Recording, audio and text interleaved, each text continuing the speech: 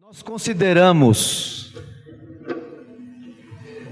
a pergunta não é uma pegadinha, estou sendo sincero com os irmãos. Nós consideramos esse tempo aqui importante? Amém? Os irmãos acham que o tempo que nós passamos aqui é pequeno? Nós também achamos que é pouco.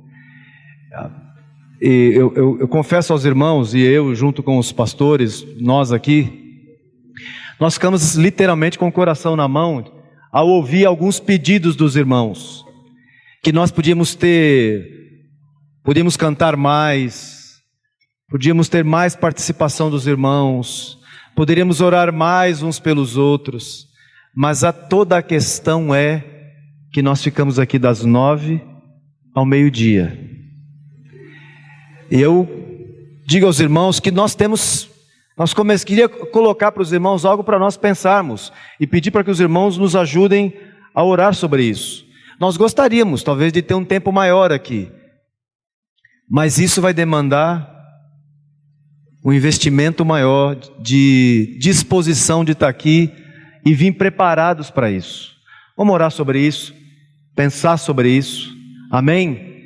E se os irmãos tiverem alguma ideia, procurem os líderes da casa e façam sugestões. De repente a gente vem, traz um lanche, em algum momento faz uma pequena pausa, para os irmãos irem ao banheiro, come um sanduíche e voltamos. E ficamos até 2 horas. Pode, Roberto, ou não? Cadê o Roberto?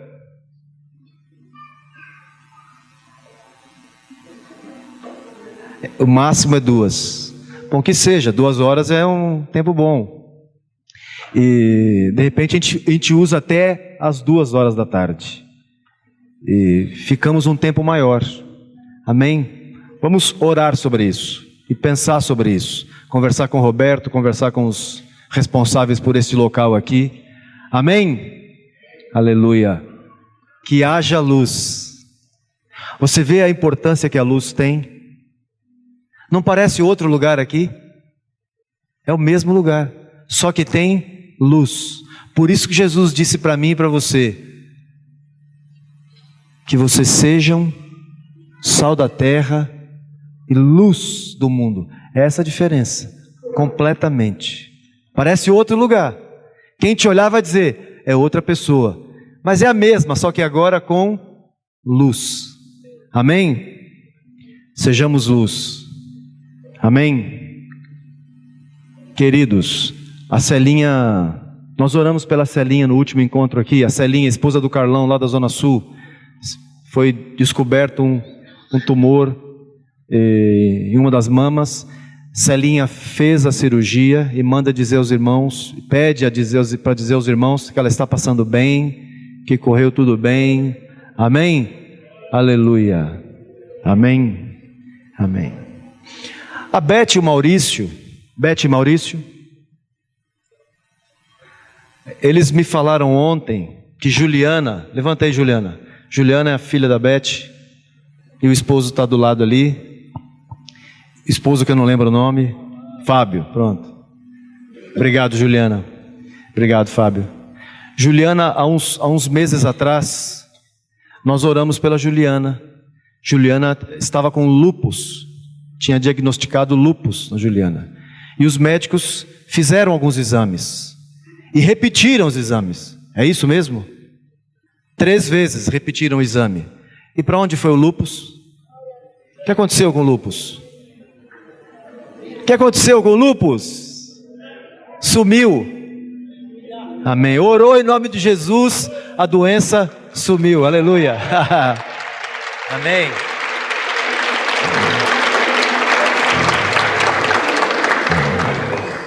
Aleluia. Amém. Muito obrigado, Senhor. Tu és o mesmo, ontem, hoje e o será para todos sempre. Muito obrigado, Pai. Obrigado mesmo.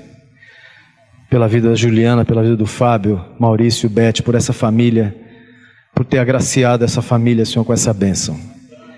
Em nome de Jesus. Amém. Daqui uns dias nós vamos estar apresentando o filho do Fábio e da Juliana, que ela foi liberada para poder engravidar. Agora, Fábio, é com você, hein? Não, não é com você não, é com Jesus agora. Amém. Amém. Amados, abram em Lucas capítulo 21.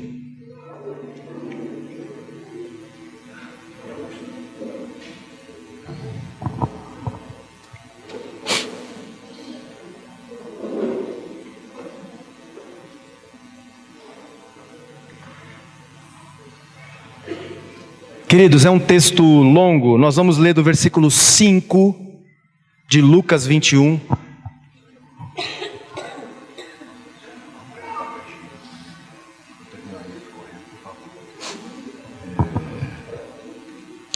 Nós vamos ler do versículo 5 até o versículo 35.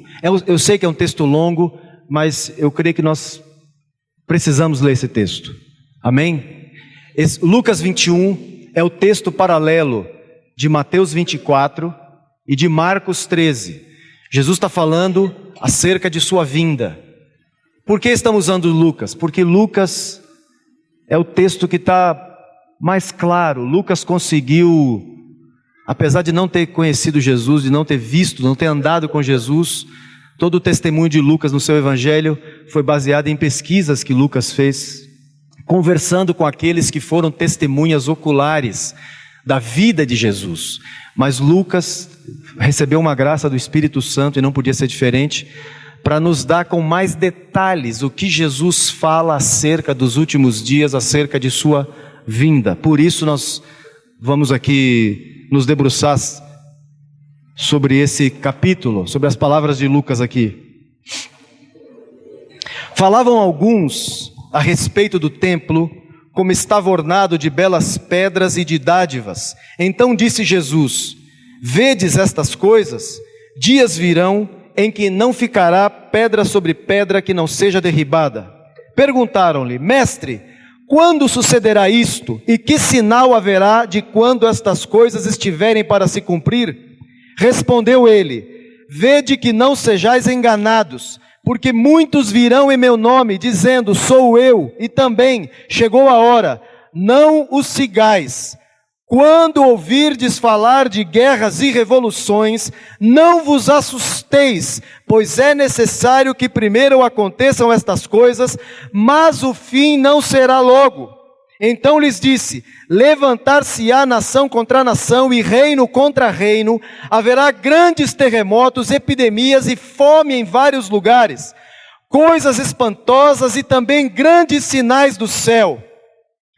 Antes, porém, de todas estas coisas, lançarão mão de vós e vos perseguirão, entregando-vos às sinagogas e aos cárceres. Obrigado, Alzira. Levando-vos à presença de reis e governadores por causa do meu nome. E isto acontecerá para que deis testemunho.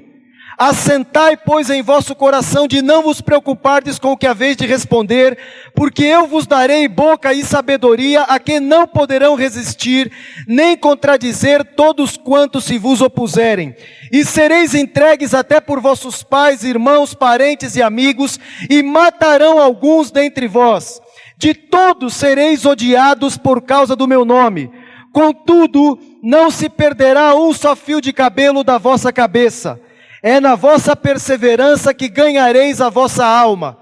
Quando, porém, virdes Jerusalém sitiada de exércitos, sabei que está próxima a sua devastação.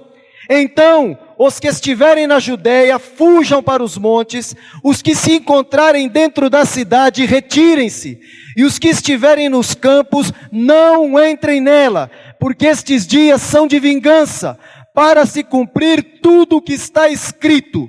Ai das que estiverem grávidas, e das que amamentarem naqueles dias, porque haverá grande aflição na terra e ira contra este povo. Cairão a fio de espada e serão levados cativos para todas as nações. E até que o tempo dos gentios se completem, Jerusalém será pisada por eles. haverá sinais no sol, na lua, nas estrelas, sobre a terra, angústia entre as nações, em perplexidade por causa do bramido do mar e das ondas. Haverá homens que desmaiarão de terror e pela expectativa das coisas que sobrevirão ao mundo, pois os poderes do céu serão abalados. Então se verá o Filho do Homem vindo numa nuvem, com poder e grande glória. Ora, ao começarem essas coisas a suceder, exultai, exultai e erguei a vossa cabeça, porque a vossa redenção se aproxima. Esses sinais, uma pausa aqui, eles estão saindo do templo, e os discípulos se maravilham com aquela construção, com a construção do templo. E naquele momento Jesus profetiza. Jesus profetiza algo que viria a acontecer 70 anos depois, no ano 70. O versículo 20 fala: quando vocês virem Jerusalém sitiada de exércitos, sabei que está próxima a sua devastação. Nós sabemos que Jerusalém foi destruída e que não ficou literalmente pedra sobre pedra que não fosse derribada. E isso aconteceu no ano 70 pelas tropas do general Tito. Jesus ali profetiza isso. Vocês estão achando tudo isso muito maravilhoso? Toda essa construção? Eu digo a vocês que não ficará aqui pedra sobre pedra que não seja derribada. Ele profetiza a destruição de Jerusalém. E os discípulos lhes fazem uma pergunta. Veja que eles não perguntam a data em que Jesus voltaria. Eles perguntam: quando sucederá estas coisas? E que sinal haverá da tua vinda e da consumação dos séculos, do fim do mundo? A pergunta dos discípulos é: qual o sinal? E não qual a data. Como essa bobagem que os maias diziam, e graças a Deus caiu por terra, no dia 12 de 12 de 2012. 21 de 12 de 2012. Quando nós ouvimos falar dessa profecia dos maias, a gente falava assim: que bobagem! 100 anos antes dela não se cumprir, todos os discípulos de Jesus já sabiam que era uma grande bobagem. E que o povo, vai acabar o mundo no dia 21 de 12 de 2012. Você sabia que não ia acabar? Eu também sabia. E por que nós sabíamos? Porque nós somos profeta? Não, porque nós somos discípulos de Jesus. E Jesus disse que não seria assim. Ele não estabeleceu data. A pergunta dos discípulos é: qual o sinal? E Jesus responde à pergunta dos discípulos. Os irmãos aí de trás estão me ouvindo bem? Tá bem. E só orem depois pela minha garganta, para me aguentar. Se eu por acaso em algum momento abaixar a voz, você levanta a mão. Eu abaixo a voz, você levanta a mão. Eu volto a levantar a voz. Pois bem. A pergunta dos discípulos é: qual o sinal? E Jesus passa a partir do versículo 7. Não, perdão. A partir do versículo 8 ele diz: vede, primeira coisa que Jesus diz: vede que não sejais enganados. Graças a Deus nós não fomos enganados com essa profecia dos maias. Nós já sabíamos que era uma bobagem, porque Jesus não falou sobre ela. Vede que não sejais enganados. E ele começa a descrever o quê? Ele começa a dar a data? Não. Ele começa a falar de sinais que precederiam sua vinda. Sinais. E ele fala de terremotos, de guerras, de epidemias. Os irmãos já ouviram falar sobre isso? Ele diz: quando vocês ouvirem falar dessas coisas, não vos assusteis. Mas nós nos assustamos. Caiu um meteoro lá na Rússia e todo mundo fica assim: é agora. Jesus fala: não se assuste, o fim não será logo. E ele segue descrevendo os sinais. Ele fala de sinais que para aqueles discípulos que ouviam Jesus falar, talvez era uma coisa assim inimaginável. Jesus fala de sinais no sol, na lua e nas estrelas. Só que ele faz uma pausa a falar de sinais futuros que aqueles discípulos ali não veriam E a partir do versículo 12 até o versículo 24, Jesus passa a falar de sinais, que aqueles discípulos que estavam ouvindo Jesus falar aquelas coisas, que eles veriam e experimentariam isso. A prova, no versículo 12 ele diz, como é que ele começa o versículo 12? Antes, porém, de todas estas coisas, antes de acontecer estes sinais, antes de se cumprirem esses sinais que eu estou dizendo a vocês, lançarão mão de vós e vos perseguirão, entregando-vos aos cárceres. Os discípulos daquela época viram isso? Com certeza. Lembra em Atos, quando os apóstolos foram presos e foram açoitados e quiseram proibi-los de pregar em nome de Jesus, e os apóstolos disseram, julgai entre vós mesmos, se é lícito deixar de obedecer a Deus para obedecer vocês, pois nós não podemos deixar de falar das coisas que temos visto e ouvido, não podemos. E foram açoitados, saíram dali e seguiram fazendo o quê? Pregando o evangelho. E esse povo foi perseguido, a igreja foi perseguida, até o testemunho, até a morte de Estevão, a igreja estava quietinha em Jerusalém, ninguém queria sair dali. Ou como estava bom Jerusalém. Aí Deus permite, com a morte de Estevão, uma perseguição. É desencadeada no meio da igreja uma perseguição. E a igreja, por causa da perseguição, ela se espalha pelo mundo. E o que ela vai fazer? Pregar o evangelho por onde vai. Pronto. Eles experimentaram essa perseguição. Até que no versículo 20, Jesus diz, quando vocês virem, um dos sinais que eles viram, eles testemunharam, e foram livres. A história diz, os dados históricos dizem que no sítio de Jerusalém, no cerco de Jerusalém, no ano 70, nenhum discípulo foi morto. Nenhum discípulo estava em Jerusalém, quando Jerusalém foi cercada pelas tropas do general Tito e foi destruída. Irmãos, a resposta é óbvia. Por que nenhum discípulo de Jesus foi morto no cerco de Jerusalém? Por quê? Porque Jesus já tinha avisado, eles tinham. Aliás, Jesus avisou 70 anos antes. 70 anos antes. Não é à toa que ele diz, passará o céu e a terra, mas as minhas palavras, a palavra dos maias, isso é lixo. A palavra de Jesus, meu irmão, Jesus falou, põe teus olhos aí, e medita nessas coisas, porque isso vai acontecer. Por quê? Porque ele não é homem para mentir. Amém? As minhas palavras não passarão. O céu e a terra vai passar. Os homens vão passar. Nós estamos aqui hoje, amanhã podemos não estar. O que falamos hoje vai ficar aí. Mas o que Jesus falou, não. Os homens vêm e vão. Do jeito que vêm e vão. A palavra de Jesus não. Ela permanece para sempre. Amém? Porque nós sabemos que as coisas que Jesus disse vão acontecer, porque nós estamos vendo acontecer. Amém? Jesus fala, e ele dá uma advertência a eles, e uma advertência 70 anos antes, que os livra da morte.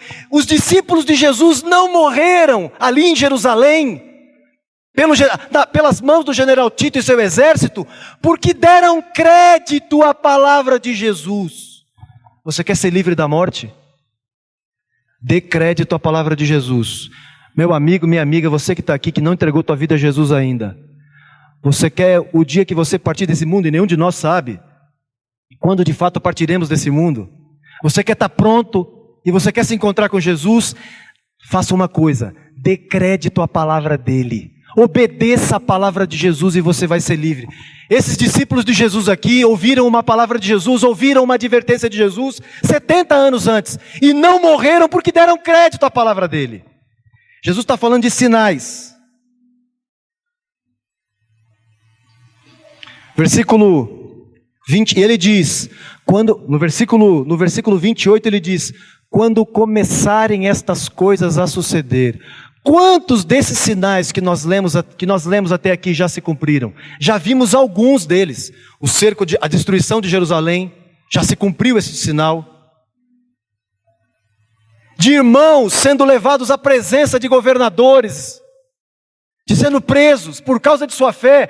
Vimos e estamos vendo cada vez mais, e eu te digo mais, essa geração aqui, esse povo que vive nos países ocidentais, onde a igreja é livre, este povo aqui vai começar a experimentar algum tipo de perseguição, em nome de Jesus, e vai ser uma bênção para mim e para você.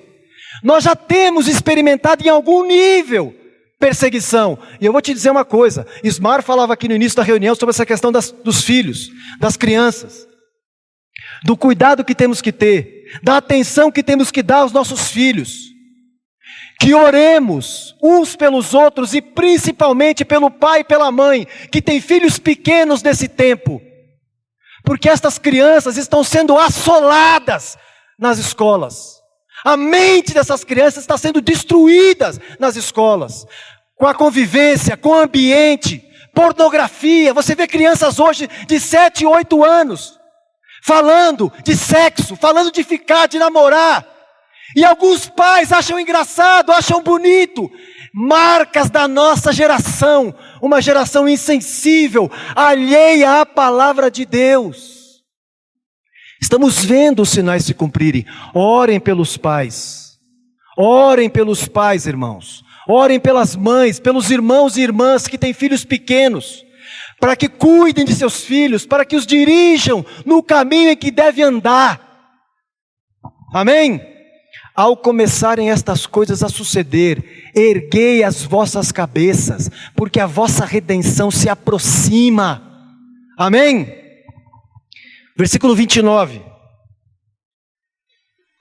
Ainda lhes propôs uma parábola dizendo, vede a figueira e todas as árvores, quando começam a brotar, vendo, sabeis por vós mesmos que o verão está próximo.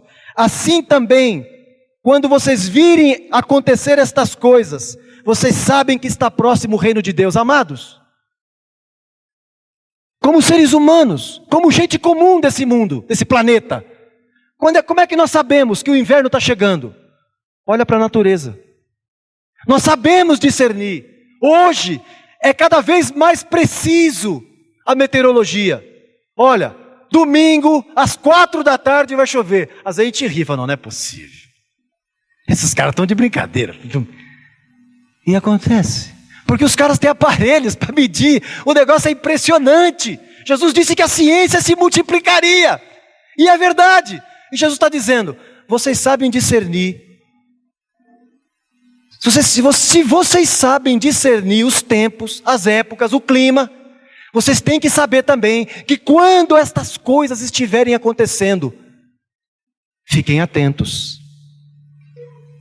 Amados, Jesus está nos dando advertências.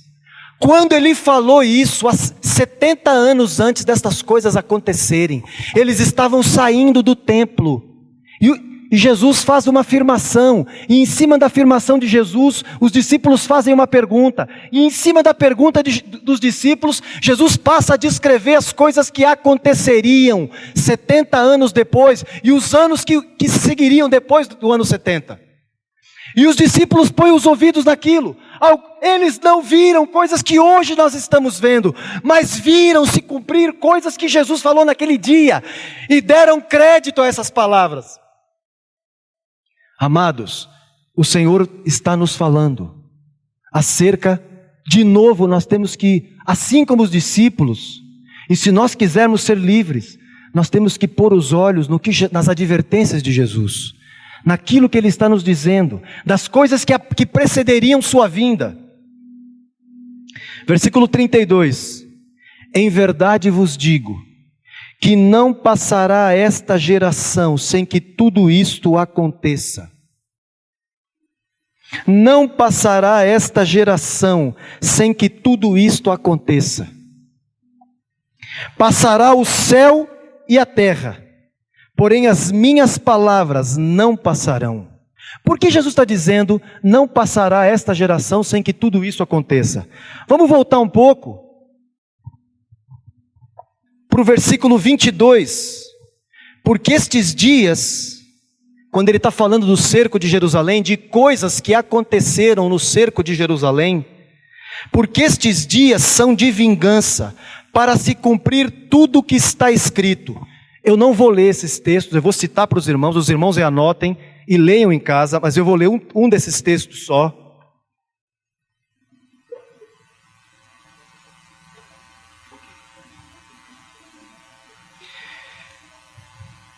Eu não vou ler todos os textos, mas anote aí. Deuteronômio 28, de 49 a 53. Deuteronômio 28, de 49 a 53. Anote também Lamentações, capítulo 4, versículos de 1 a 11. Lamentações 4, versículos de 1 a 11. Eu vou ler com vocês, anote também aí, Ezequiel capítulo 5, versículo 10. Esses textos, são profecias acerca das coisas, dos horrores que aconteceram em Jerusalém. Porque Jesus diz, ai das que estiverem grávidas e das que amamentarem naqueles dias. Que dias? Nos dias do cerco de Jerusalém. Nos dias que não ficaria pedra sobre pedra que não fosse derribada. Olha a profecia de Ezequiel, Ezequiel 5:10. Portanto, os pais devorarão seus filhos no meio de ti, e os filhos devorarão a seus pais. Executarei em ti juízos, e tudo o que restar de ti espalharei a todos os ventos. A história narra, isso não é um texto, isso não está escrito na Bíblia.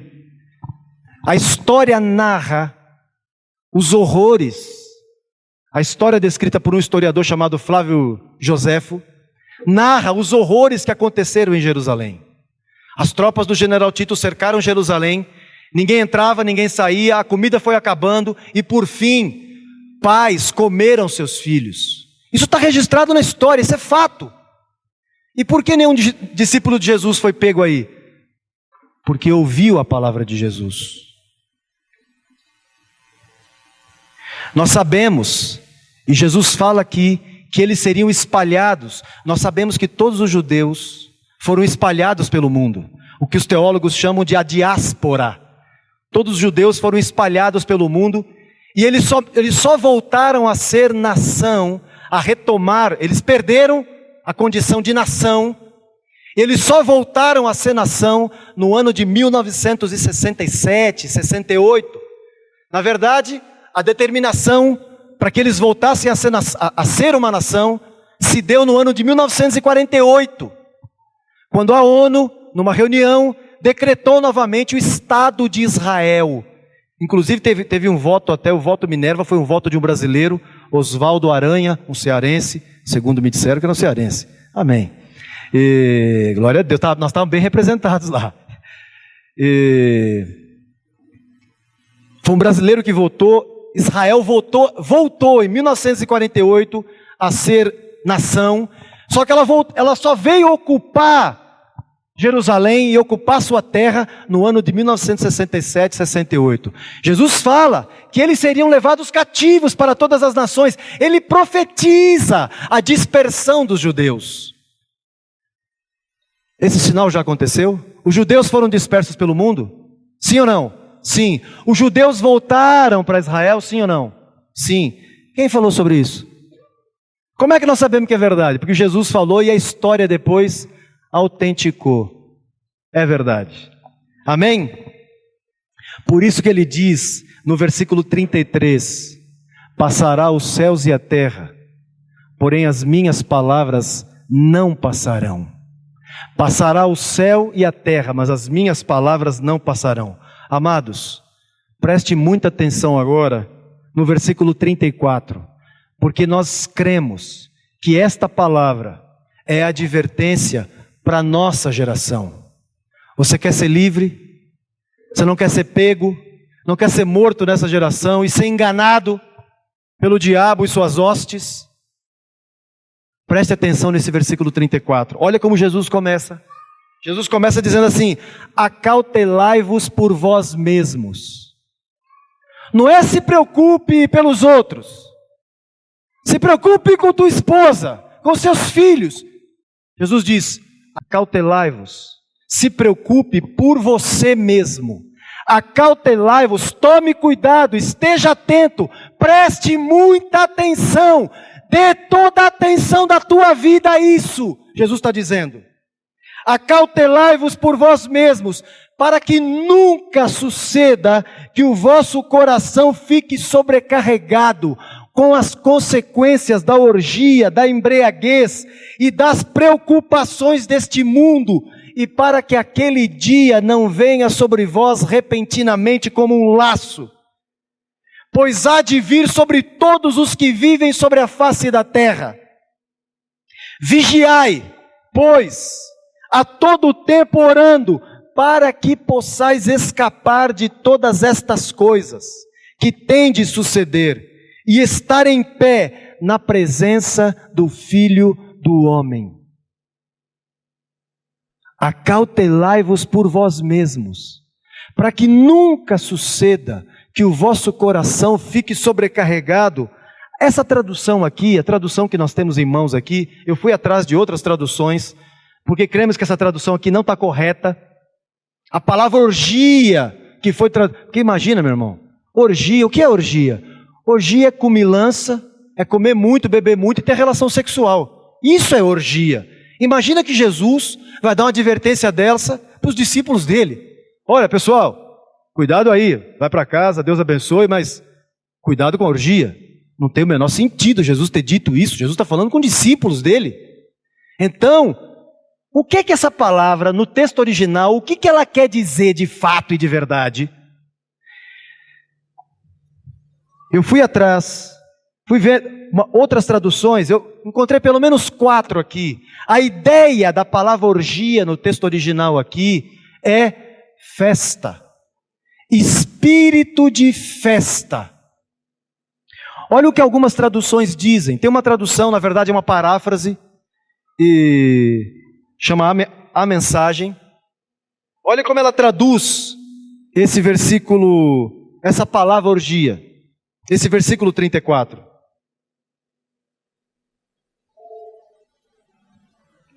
Fiquem atentos, não permitam que a esperança de vocês se perca na roda viva de festas, bebidas e compras. Senão, aquele dia pegará vocês de surpresa, como uma armadilha, pois virá para todos, em toda parte e de uma vez.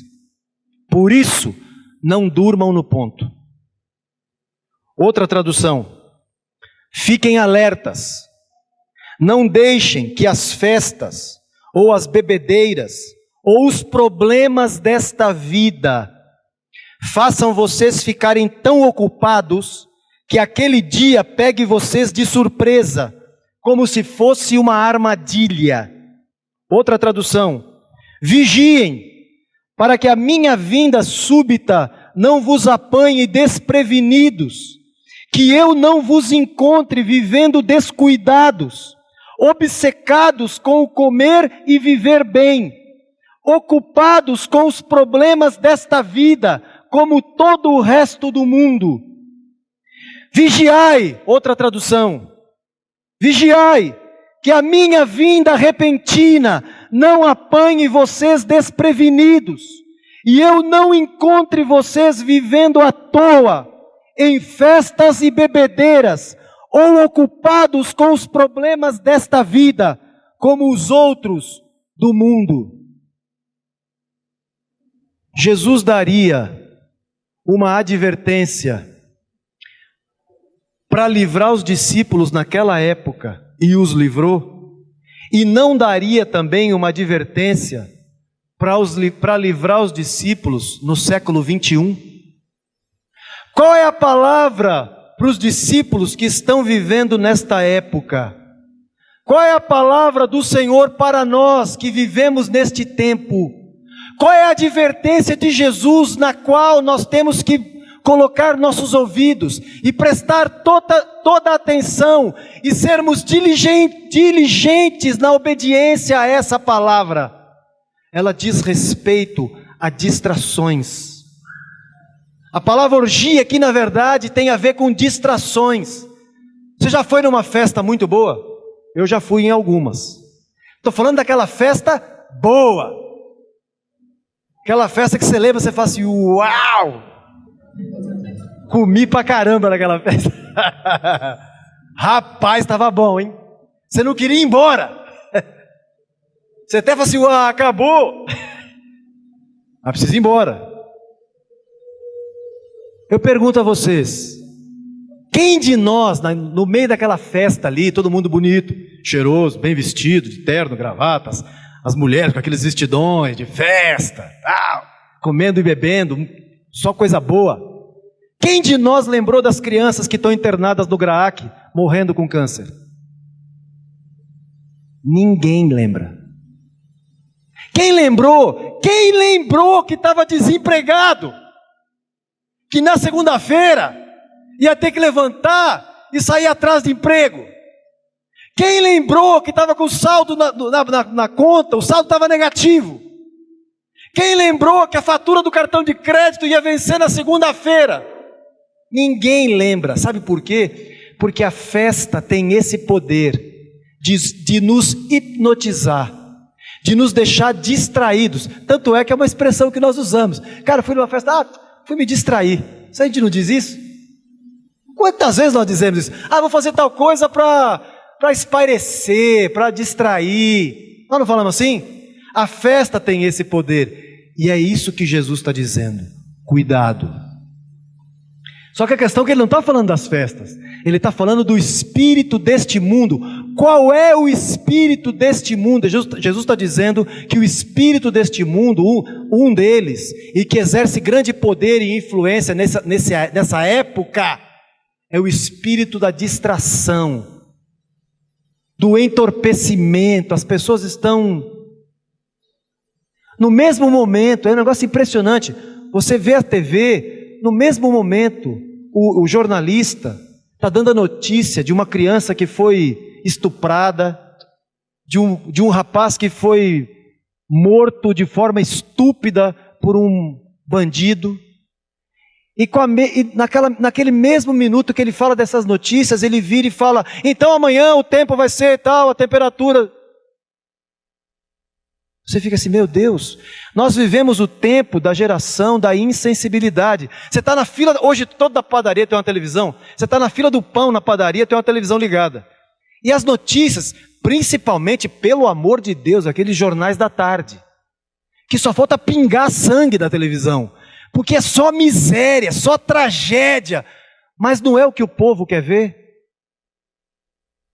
O povo está ali, o cara está esquartejado, destroçado, uma mãe chorando porque o filho foi morto, um pai desesperado porque o filho foi assassinado, e o povo ali, comendo pipoca, comendo um lanche, assistindo aquela...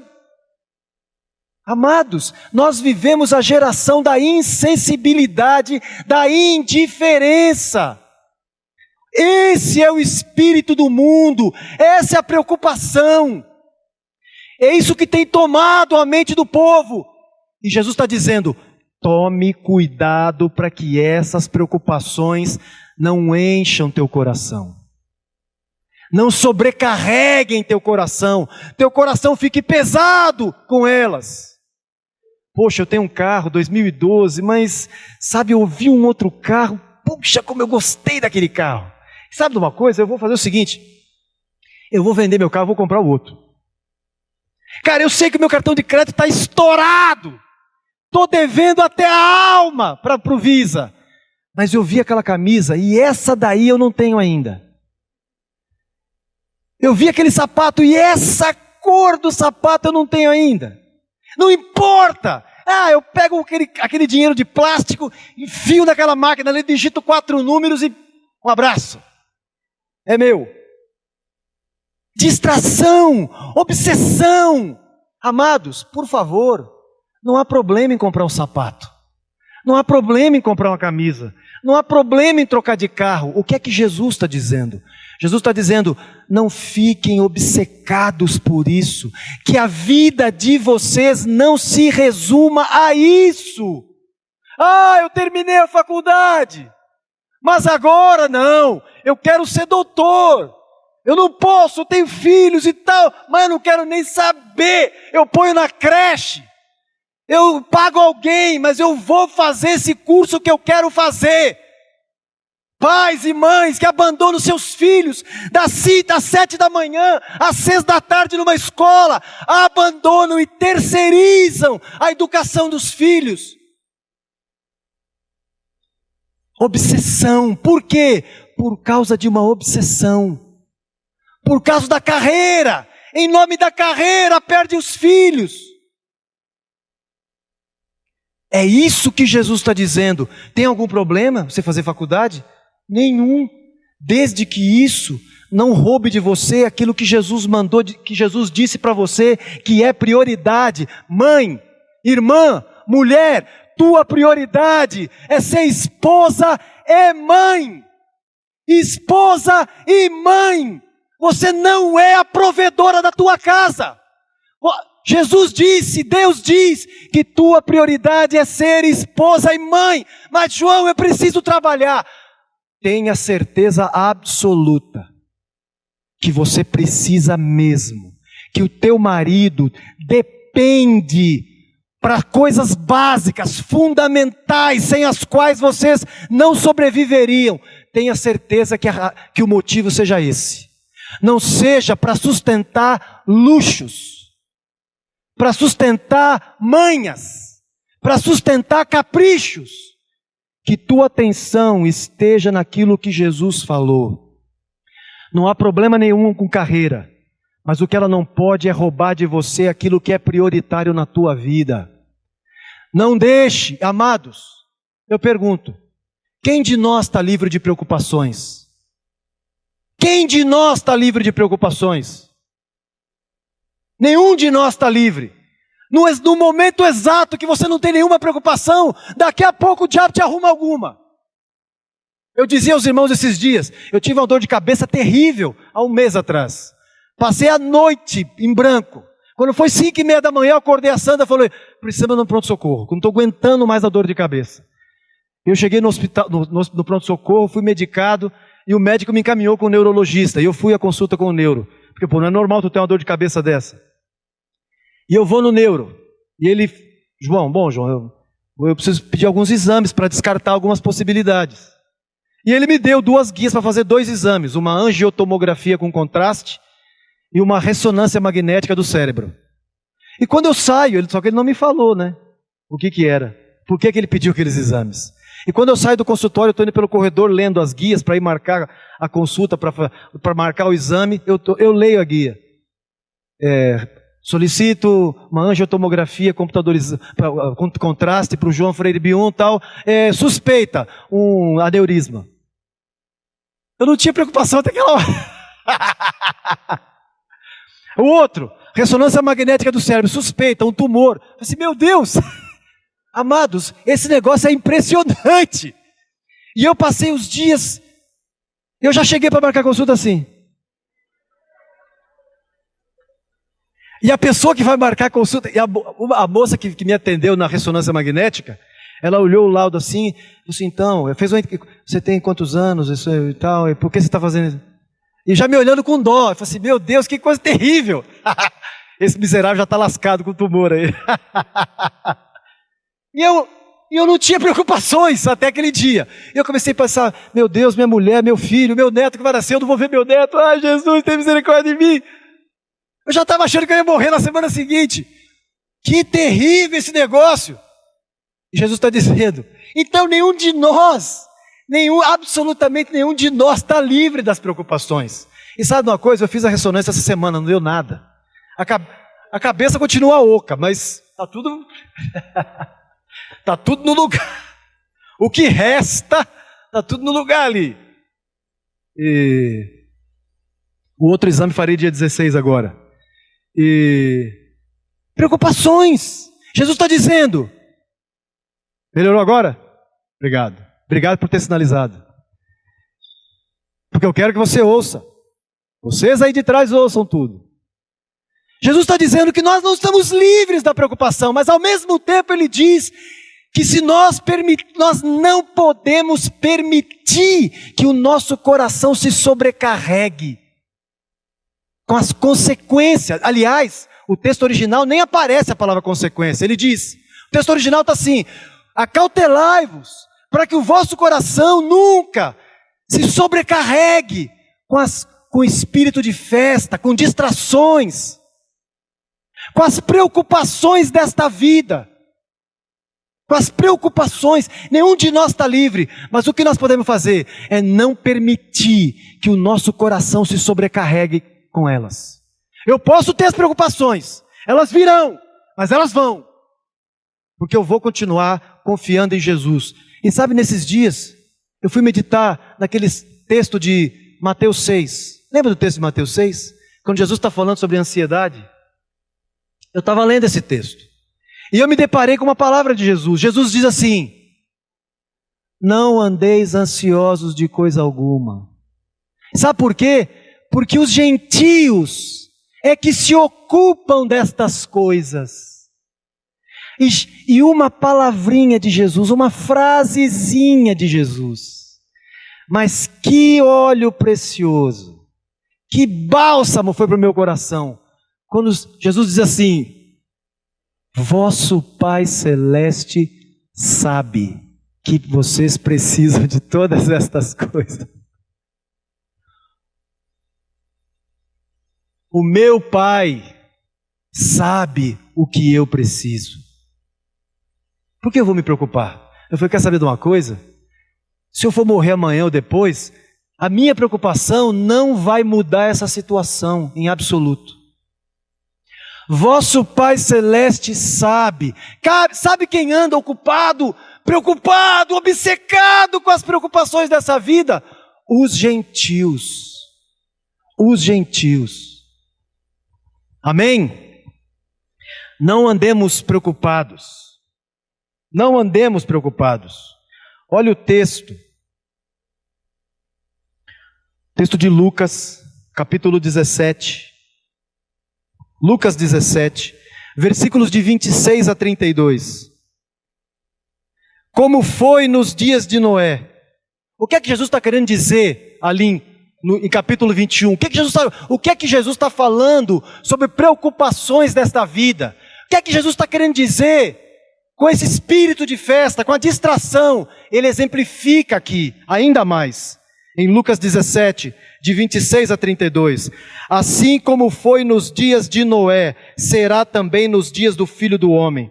Comiam, bebiam, casavam, davam-se em casamento. Até o dia em que Noé entrou na arca e veio o dilúvio e destruiu a todos. O mesmo aconteceu nos dias de Ló. Comiam, bebiam, compravam, vendiam, plantavam, edificavam. Mas no dia em que Ló saiu de Sodoma, choveu do céu fogo e enxofre e destruiu a todos. Assim será no dia em que o Filho do Homem se manifestar. Assim será no dia em que o Filho do Homem se manifestar. Como é que esse mundo vai estar? Casando, dando-se em casamento. Tranquilo, viu, Renato? Não tem problema nenhum casar, Renato e Viviane. Se der tempo, vocês se casam. Se Jesus não voltar antes, não tem nenhum problema em casar e se dar em casamento, viu? Os que não se casaram, os que como Renato e Viviane estão se caminhando para o casamento, os que ainda não assumiram esse compromisso, mas já estão de olho, estão orando sobre o assunto, fique tranquilo, pode continuar orando, pode continuar observando, se é que você pode, certo? E continue fazendo isso, mas não permita que esta preocupação, que a ansiedade pelo casamento te roube o coração. Deixe teu coração sobrecarregado com isso. Qual o problema, afinal de contas? Qual o problema em casar? Qual o problema em dar-se em casamento? Qual o problema de comer e beber? Desde que seja boa, né? Comida boa e bebida boa, maravilha. Todo mundo gosta, até eu, não é? Qual o problema em plantar? Em comprar, vender, edificar? Nenhum. Quando há um problema nestas coisas? Quando estas coisas se transformam na nossa vida. quando elas se transformam na nossa vida. Lembra daquela situação daquele homem, daquela parábola que Jesus conta em Lucas 12, do rico? Jesus começa dizendo assim, propôs-lhes uma parábola. E ele diz assim, a vida de um homem não consiste na abundância das coisas que ele possui. E ele conta uma parábola. Um homem tinha um campo e produziu muito. Muito. E ele disse, que farei? Eu sei o que farei.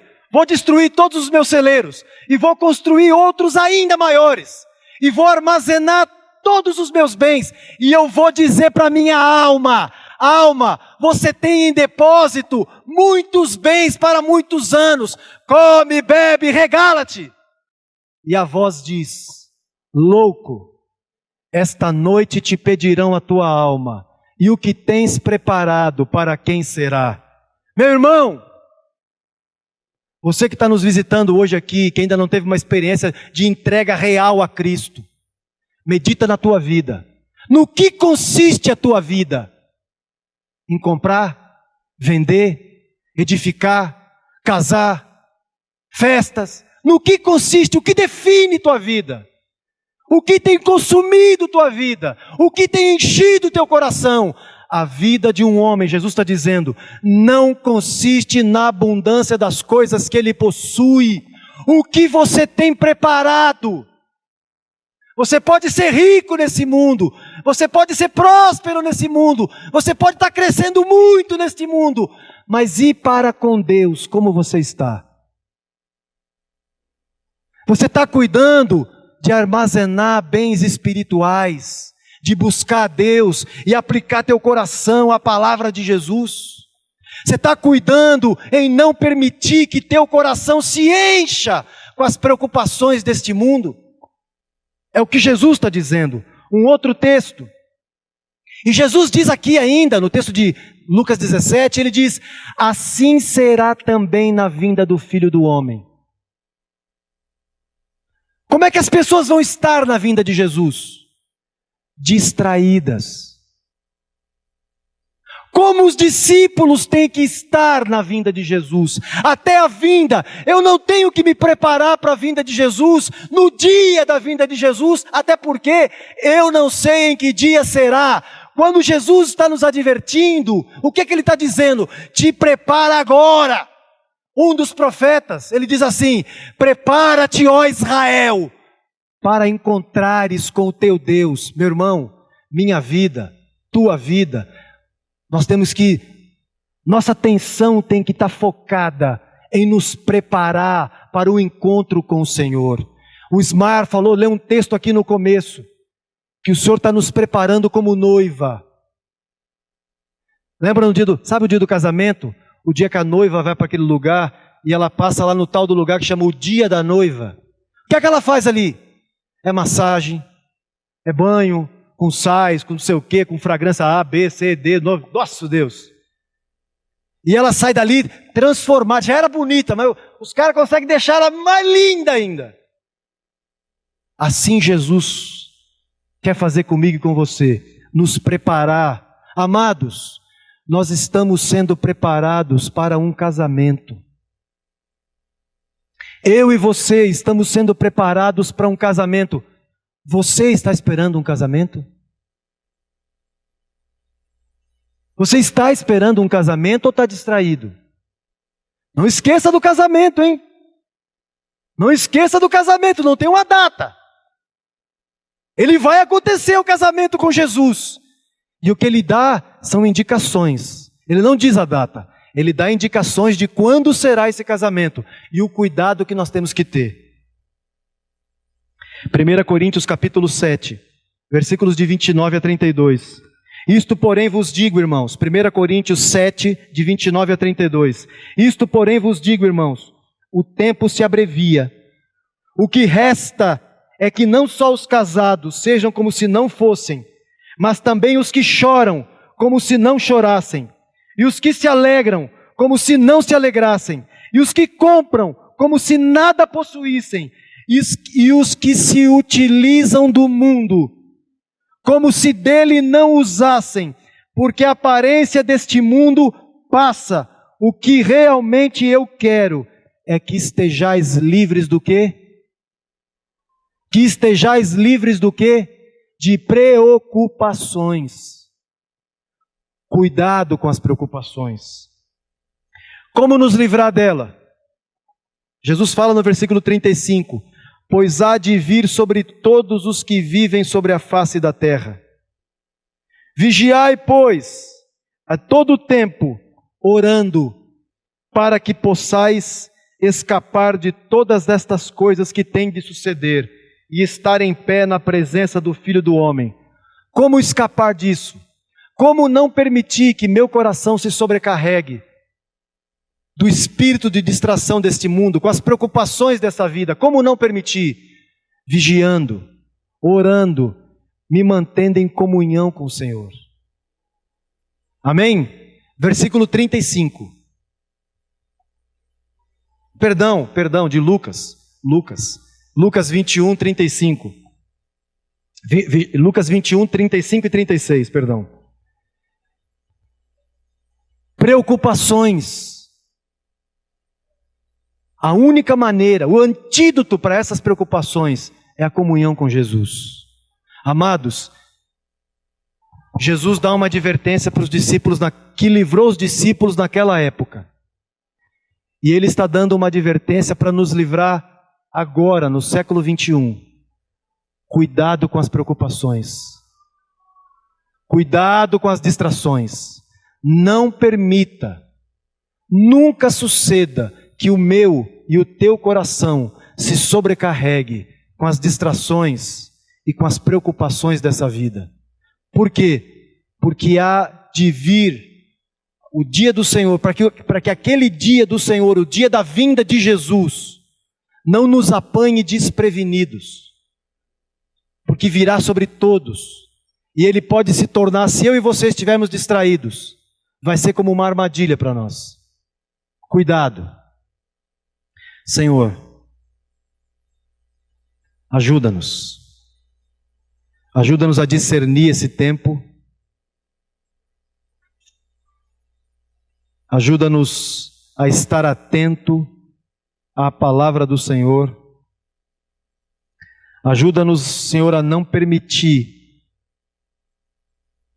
Para nós mesmos, Senhor, isso é impossível. Nós não damos conta disso.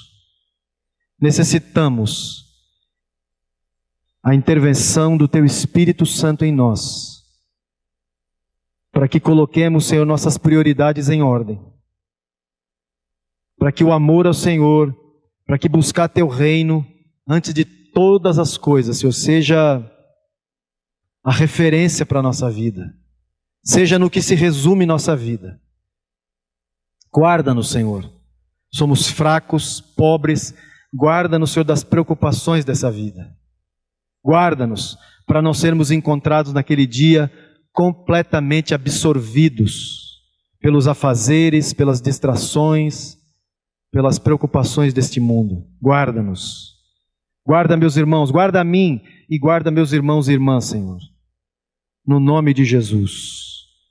Nome de Jesus. Irmãos, eu queria só colocar uma ênfase aqui em algo que o João falou, que ele falou mais rápido. O texto do versículo 36 de Lucas 21, na minha ótica aqui, é o remédio contra as advertências de Jesus. Só que esse remédio é um remédio que nós temos que tomar continuamente. Eu tenho um problema de saúde que eu tenho que tomar um remédio contínuo. Até perguntei para o médico, até quando, doutor? Ele falou, até você morrer. Você vai ter que tomar a vida inteira esse remédio. Na minha ótica, esse texto do 36 aqui é o remédio que nós temos que tomar diariamente, continuamente, para não sofrer e errar nesse ponto. E qual que é esse remédio aqui que o João colocou aqui? Ele diz vigiar e orar. Sobre esse remédio eu quero falar algo muito rápido. Que a minha ótica desse orar não é simplesmente você entrar no quarto para ter um momento de oração. É muito mais do que isso. Isso fala da sua intimidade com Jesus. Isso fala do quanto você quer receber e ter comunhão e gastar tempo aos pés de Jesus. A Bíblia nos dá uma ilustração, uma passagem que exemplifica isso. Aquele texto de Lucas 10, quando fala de Marta e Maria, quando fala que Maria escolheu a melhor parte. E Jesus diz que essa melhor parte é a parte mais importante. Eu creio, irmãos, que nós temos que criar essa consciência que o mais importante na nossa vida cristã é estar aos pés do nosso Mestre.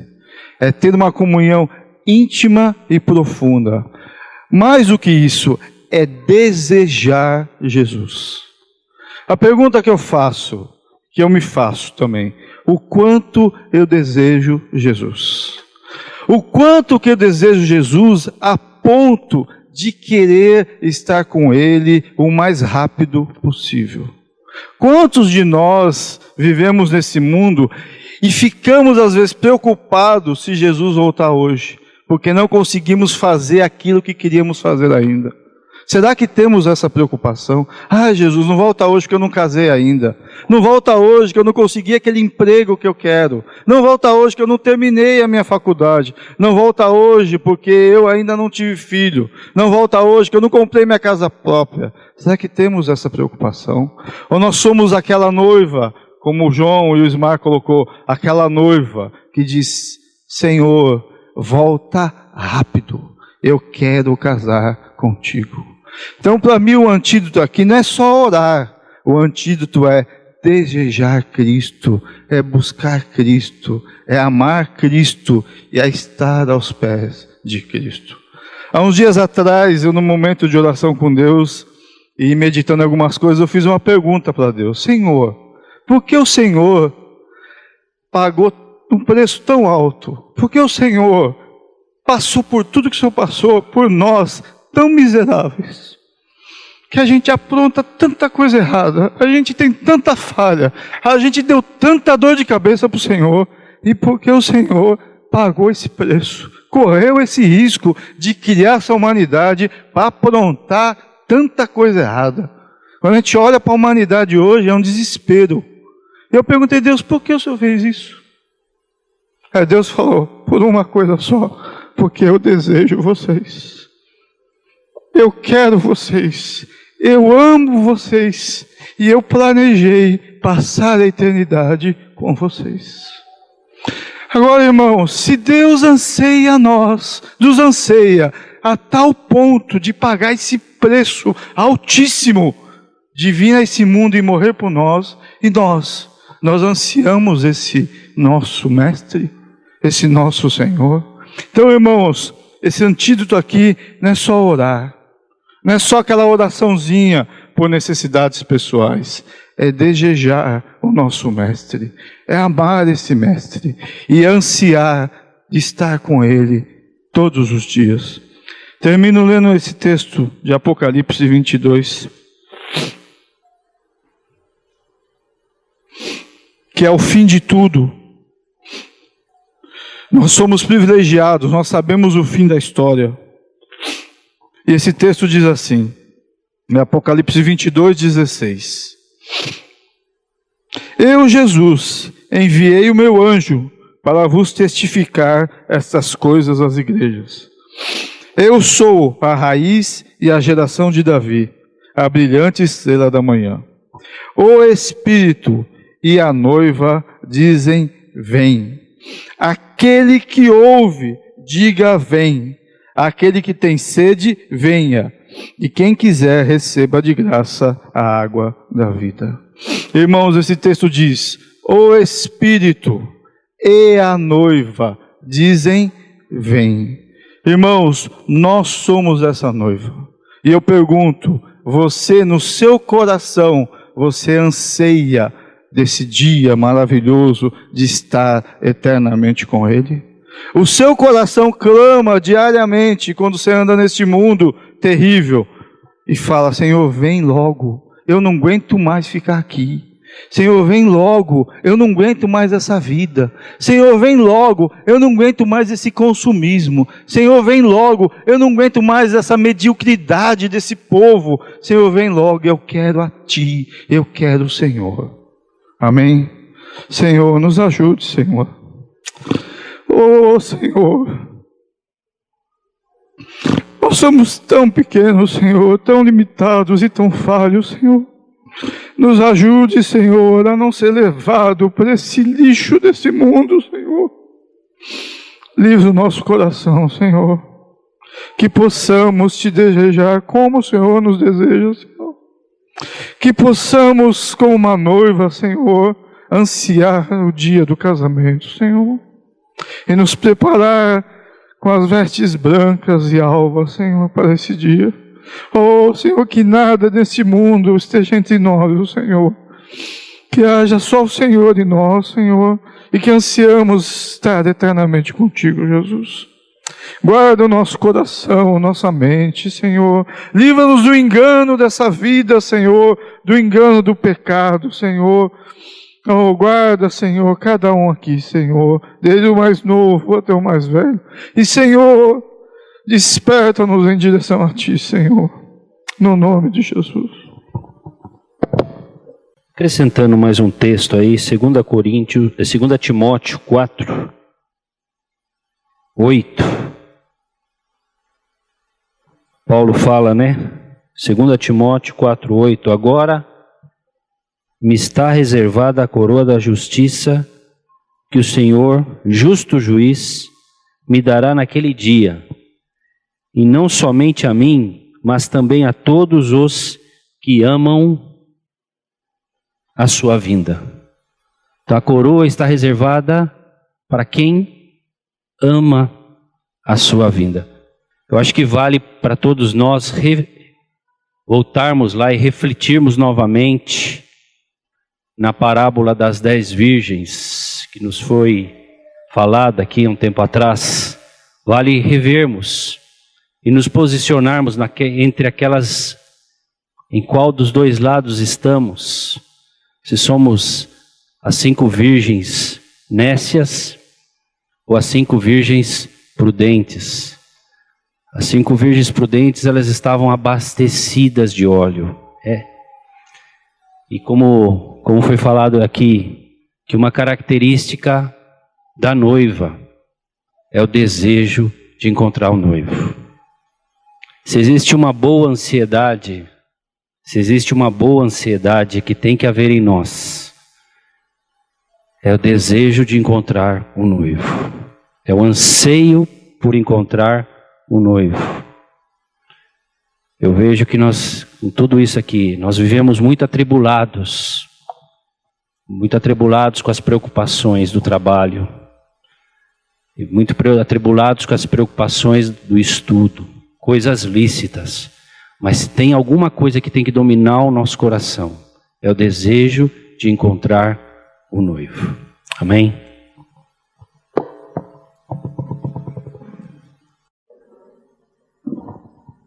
Amados, quero deixar um texto aqui para a nossa reflexão. Em 2 Pedro, capítulo 3, versículo 8.